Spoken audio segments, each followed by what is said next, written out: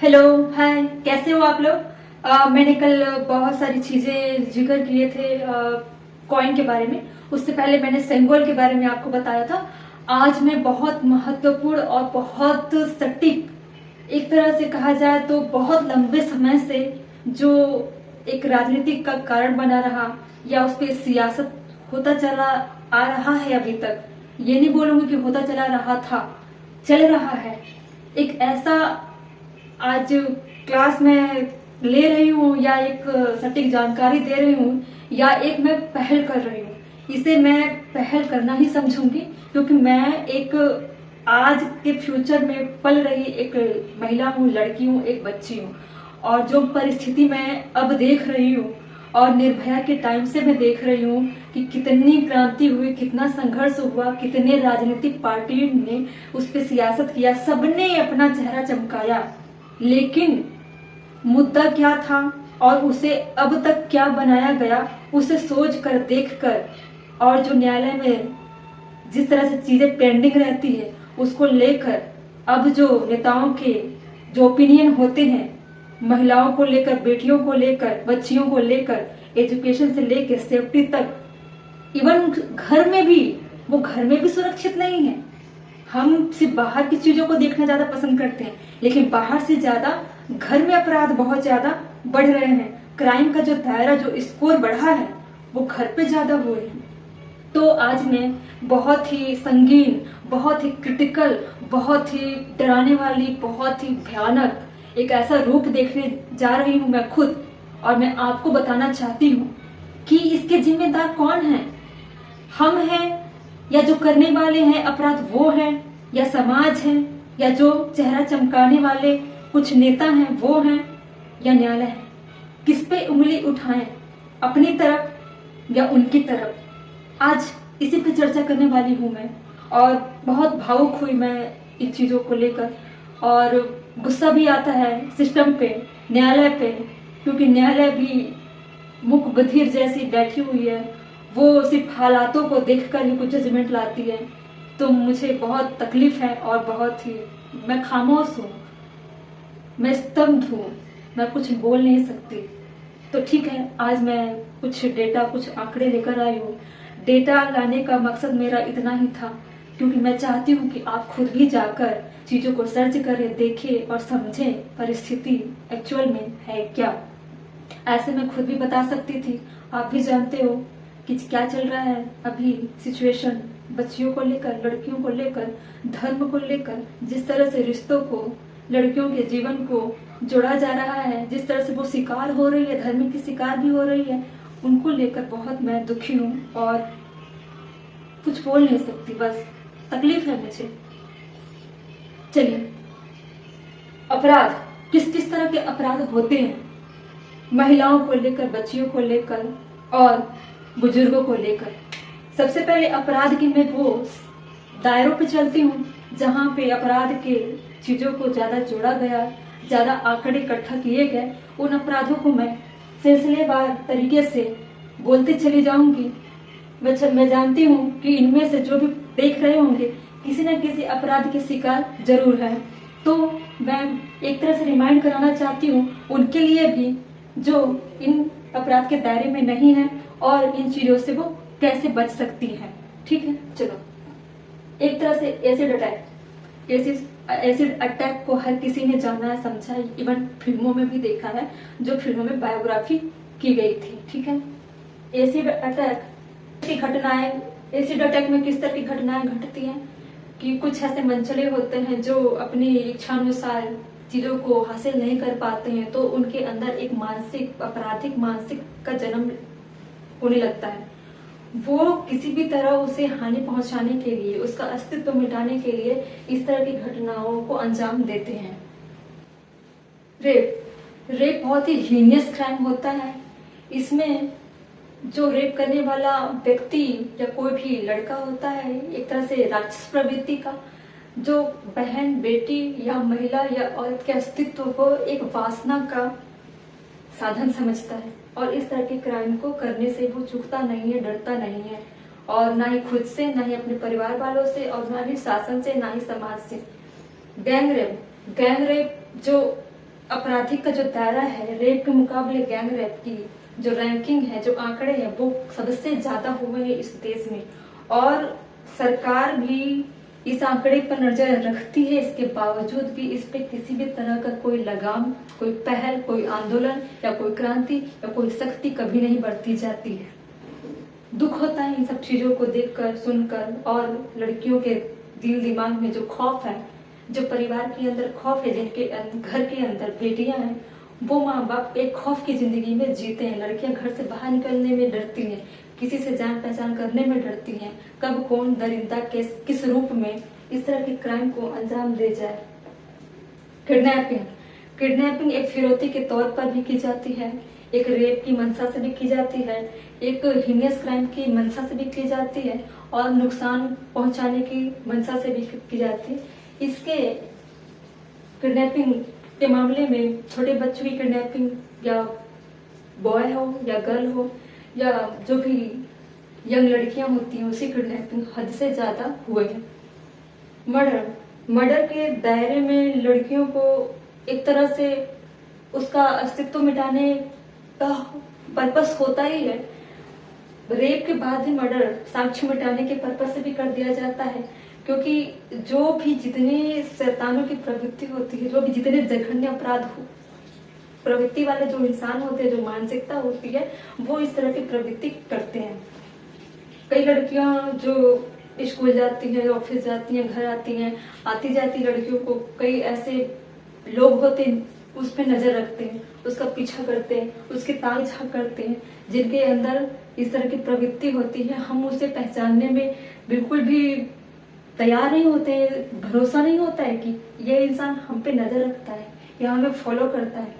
तो ऐसी ऐसी चीजें हैं जो लंबे समय से ये प्रक्रिया चलती है, हमको भनक नहीं होती कि कोई हमारा पीछा कर रहा है या कोई हमारा ताक झांक कर रहा है, और इस तरह के आगे चल के रेप, किडनैपिंग और मर्डर जैसी घटनाएं घट जाती हैं। और जो भी महिला शादीशुदा होती है, वो अपने जहाँ पे शादी करके जाती है ससुराल में, वहां पे भी क्रूरता, दहेज प्रथा या दहेज जैसी चीजों की शिकार हो जाती है। उनकी मनचाहे इच्छाएं पूर्ति ना होने पर लड़की के ससुराल वाले उन पे दबाव डालते हैं, उनसे प्रॉपर्टी, उनसे मनचाहे ऑफर या पुरस्कार या जिस भी तरह की जो भी सुख सुविधाएं चाहिए, वो लड़कियों पे दबाव डालकर, प्रेशर बनाकर उनसे हथियाने के प्रयास में जुटे रहे होते हैं। क्योंकि इस पे कानून बन चुकी है, इसके बावजूद भी अभी भी शादी के नाम पे लड़कियों की सौदेबाजी होती है। हमें बाहर से दिखाई देता है कि शादी हो रही है या हो गई है, लेकिन धीरे धीरे पता चलता है कि जो शादी करने वाले लोग हैं, वो एक तरह की सौदेबाजी के पर्पज से शादी करके लड़कियों को घर पे लेकर आते हैं, और उनकी चीजें पूरी ना होने पर उन पे हिंसा, उन्हें टॉर्चर करना या आत्महत्या के लिए उकसाना, ब्लैकमेल करना, ये तरह तरह के षड्यंत्र करते हैं। लड़के के साथ साथ लड़के के परिवार वाले भी इस दहेज जैसी प्रथाओं पर, घटनाओं में शामिल होकर इस काम को अंजाम देते हैं। फिर आता है नाबालिग लड़कियों का शोषण करना। अभी छोटे बच्चियों को, जो भी नवजात बच्चियों से लेकर बड़े बच्चे बुजुर्गों तक, इन लोगों के साथ भी रेप, गैंगरेप, किडनैपिंग, मर्डर जैसी घटनाएं काफी हुई है, और काफी चीजें हमने देखे भी हैं समाचारों में, पत्रों में, और जो भी एनसीआरबी के आंकड़े आते हैं उसमें भी हमने देखा है कि इस तरह की घटनाएं काफी घटती है। और बहुत सारी ऐसी घटनाएं हैं जो कभी भी नेशनल चैनल पर दिखाई नहीं जाती, इसीलिए अपराधी अपराध को अंजाम दे रहे हैं और उन्हें कानून का डर नहीं है। फिर आता है नाबालिग लड़कियों की खरीद बिक्री करना। जो भी नाबालिग बच्चियां होती हैं, अधिकतर जो भी गलत काम करने वाले लोग हैं, इनकी खरीद और बिक्री करते हैं। एक स्टेट से ले जाके कहीं दूसरे स्टेट पे या इवन देश के बाहर भी लड़कियों को खरीदा और बेचा जाता है, और इन पे काफी मेडिसिन और दवाइयों का रिसर्च किया जाता है। इन छोटी छोटी बच्चों को एक तरह से मेच्योर बनाने के लिए बहुत ही गंदा और बहुत ही भयानक वो दृष्टि है जो नाबालिग बच्चों के साथ किया जाता है। प्रोस्टिट्यूशन के लिए भी नाबालिग बच्चों की खरीद और बिक्री की जाती है।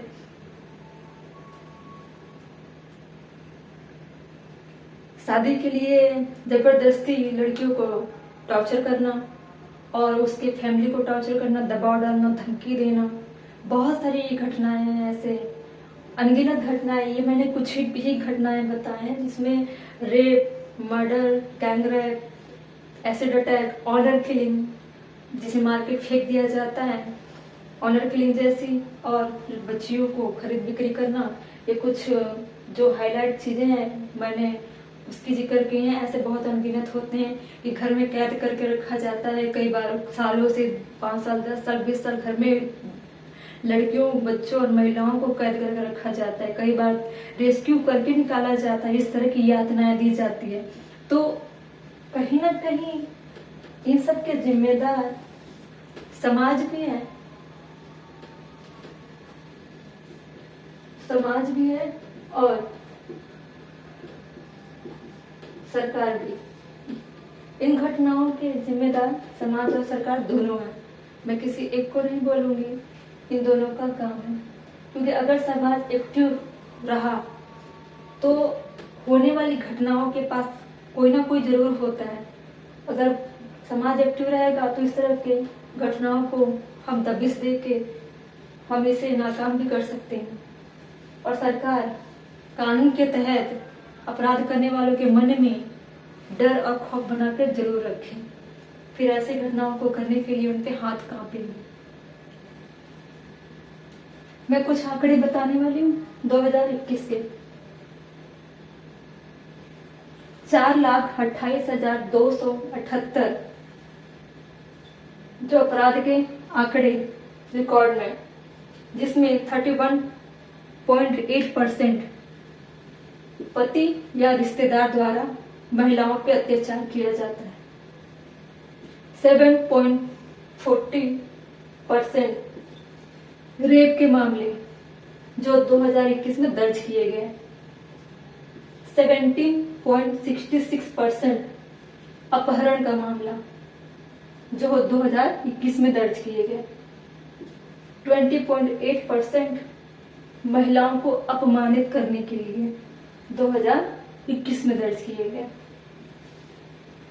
महिलाओं को अपमानित करने की हिंसा से भी कई ऐसी घटनाएं हैं जो आज भी कहीं ना कहीं किसी न किसी प्लेटफॉर्म में, जो सोशल प्लेटफॉर्म की बात कर रही हूँ, उस पर आपत्तिजनक चीजें लगाई जाती है, शेयर की जाती है, बोली जाती हैं, जो सरकार की नजर में भी है और कानून की नजर में भी है। लेकिन इस पे कोई आगे बढ़कर पहल नहीं करना चाहता। ये देखकर भी मन में संकोच होता है। कुछ कानून जरूर बने हैं, लेकिन अगर उसका इस्तेमाल सख्ती से किया जाए तो हम इस अपराध में हुए घटनाओं पे लगाम लगा सकते हैं। कुछ कानून जरूर बना दिए गए हैं, मैं उन कानून के कुछ हेडिंग पढ़ने जा रही हूँ। इंडियन पेनल कोड 1860 के तहत महिला और लड़कियों के व्यवसायिक यौन शोषण के तस्करी को रोकने का काम करती है। ड्राउजरी प्रिवेंशन एक्ट 1961 ये दहेज प्रथा को लगाम लगाने की बात करती है। Indecent representation of women act 1986 विज्ञापन या प्रकाशन, लेखन, प्रिंटिंग, आंकड़े को प्रबंधित करने का काम करती है। कमीशन ऑफ सती एक्ट जो सती प्रथा हमने सुना है, उस पे लगाम लगाने का काम करती है। ये तो 1987 में इस कानून को लाया गया था, commission of Sati act. Protection of women from domestic violence, घरेलू हिंसा जो मैंने आपको बताया, टॉर्चर करना और यातनाएं देना, दहेज प्रथा सबसे ज्यादा पहले नंबर पर है, उसे ही डोमेस्टिक वायलेंस के तौर पर लिया गया है, जो कानून 2005 में लाया गया था। Sexual harassment of women at work place. ठीक है, जो मैंने बताया आपको कि जो नौकरी पेशा जो महिलाएं होती हैं, या प्राइवेट हो या गवर्नमेंट हो, वहां अगर सेक्सुअल असल्ट होता है तो उसके तहत इस कानून को लाया गया था 2013 में। Prohibition of child marriage act, जो नाबालिग बच्चियों की शादी कराई जाती है, अभी भी होता है, राजस्थान पे ज्यादा सुनने को मिला था। अभी भी नाबालिग बच्चों का छुप छुप कर शादी कर दी जाती है। 5 साल, 6 साल, 10 साल, 12 साल बच्चियों की शादी 30 साल, 35 साल, 50 साल तक के पुरुषों से कराई जाती है, और इसके जिम्मेदार उसके बच्चियों के परिवार वाले भी होते हैं और शादी करने वाले भी होते हैं। मैटरनिटी बेनिफिट एक्ट 1861, गर्भावस्था के दौरान नौकरियां। ये कानून अभी हाल समय में काफी प्रचलित थी, क्योंकि इसमें जो भी नौकरी पेशा महिलाएं थी जो गर्भावस्था के दौरान भी नौकरी करती थी और ऑफिस आना जाना उनका रहता था, जिसमें उनको तकलीफ होती थी, इसलिए गवर्नमेंट ने उन्हें 26 हफ्तों का समय दिया था कि वो इस गर्भावस्था के दौरान वो छुट्टी के अवकाश पे रह सकती हैं और 26 हफ्तों के बाद वो फिर से काम अपना शुरू कर सकती हैं। इंडियन डाइवोर्स एक्ट, जो भी तलाक के मामले हैं महिलाओं के खिलाफ में पुरुषों के द्वारा कर दी जाती है बिना किसी ग्राउंड के, या किसी न किसी तरह के आरोप लगा के महिलाओं को एक तरह से शादी के बंधनों से मुक्त करने के लिए, उसे हर तरह से प्रताड़ित करने के लिए इस तरह के एक्ट का भी गलत इस्तेमाल हुआ है।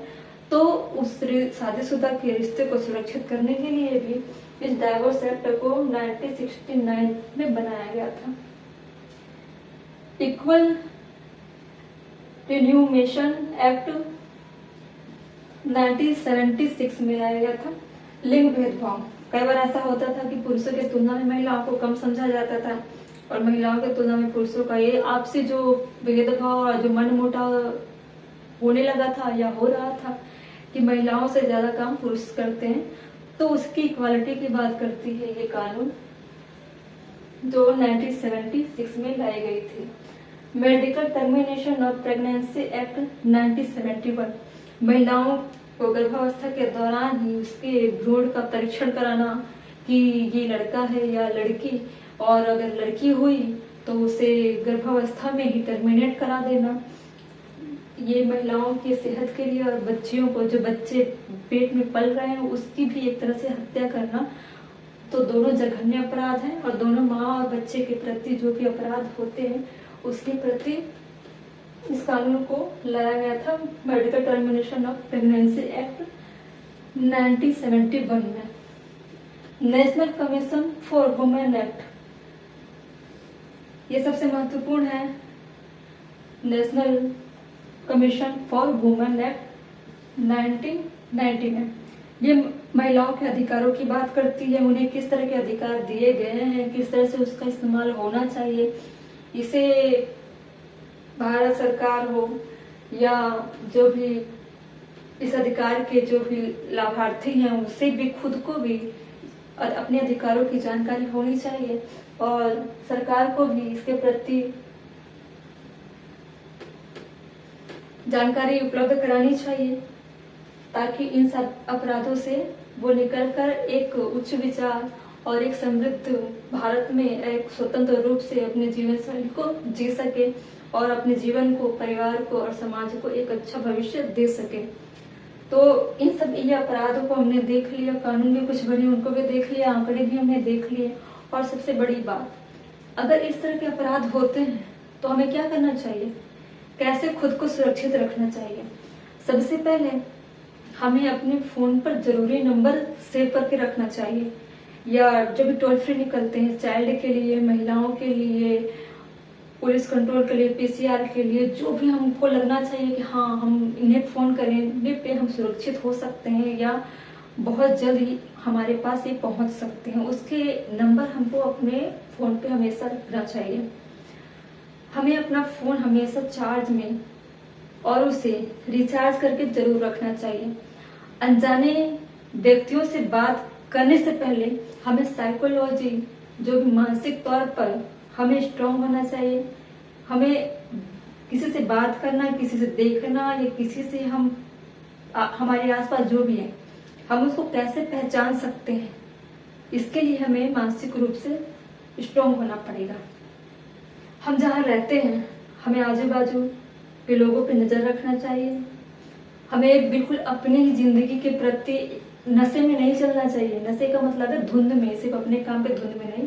हमारे आजू बाजू किस तरह के लोग रहते हैं, हम जहाँ जा रहे हैं वहाँ पे किस तरह के लोग रहते हैं, और जब भी हम बाहर जाएं, या कॉलेज हुआ, स्कूल हुआ या दफ्तर हुआ, कहीं भी हम जा रहे हैं, कोई भी अजनबी हमसे मिलता है या जान पहचान होता है या दोस्त बनते हैं या और भी रिश्ते कोई होते हैं, उसे अपने घर वालों से जिक्र जरूर करें, चाहे कुछ भी बोले हो, चाहे वो डांटे ही सही, लेकिन घर में, अपने घर में इस बात की जिक्र जरूर करें कि हमने इस इंसान से बात की है, ये हमसे बात करते हैं, उसके नाम, उसके नंबर और उसका एड्रेस जरूर दें अपने घर वालों को। ठीक है, कभी भी रात में सफर नहीं करना चाहिए। ठीक है, अपने समय का जरूर ध्यान रखें। हम सबसे बड़े जिम्मेदार हम तब होंगे जब हम अपने समय सीमा के पाबंद होंगे।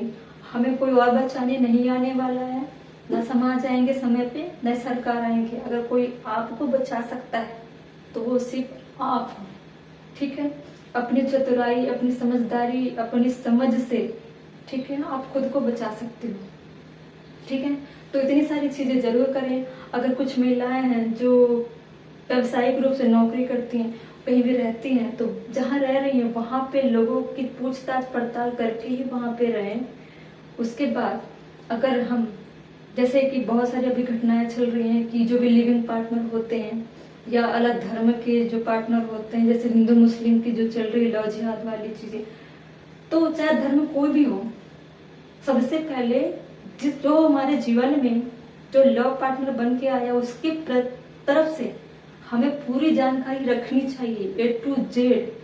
वो क्या करता है, कहाँ रहता है, परिवार में कौन है, किस मंशा से आया है, पहले उसकी पूरी जांच पड़ताल करके ही किसी को अपने जीवन में दाखिल करें। और जब भी कुछ घटना हो, कुछ भी सोचना नहीं है, सीधे हमें प्रशासन का, शासन का या पुलिस का सहारा लेना है। हमें कभी नहीं डरना है कि पुलिस के पास जाने के बाद हम कानून के चक्कर में नहीं पड़ना चाहते, या समाज में किसी को पता चल गया तो बदनामी होगी। अगर अपराध होते हैं तो तुरंत जाना है। मैं उनके पेरेंट्स को भी बोलना चाहती हूँ कि समाज और किसी से डरने की जरूरत नहीं है। जब भी इस तरह की घटना हो, आपको सीधे कानून का सहारा लेना है। सोशल मीडिया का सहारा लो, आवाज उठाओ और तुरंत उसका मुंह बंद करो, तुरंत ऐसे लोगों को सजा दिलाओ। किसी से डरने की जरूरत नहीं है। और मैं जो भी जिनके साथ घटना घट रही है उनको मैं बहुत कुछ बोल चुकी हूँ। जो इस तरह के अंजाम देते हैं, प्लीज कृपया करके अपने बेटों की जानकारी रखें। वो क्या करते हैं, घर में क्या करते हैं, बाहर क्या करते हैं, किससे मिलते हैं, सोशल मीडिया में क्या करते हैं, उसकी जांच पड़ताल आप जरूर करें और पूछे वो क्या करता है, क्या सोचता है। ठीक है, कहीं ना कहीं आप सब जिम्मेदार हैं। वो लड़के जो अपराधी बन चुके हैं, उनको देखकर आप जो माँ बाप हैं, जो गार्जियन हैं, जितने भी लड़कों के, वो अपने बच्चों पे ध्यान रखें कि वो क्या करते हैं। ओके, धन्यवाद।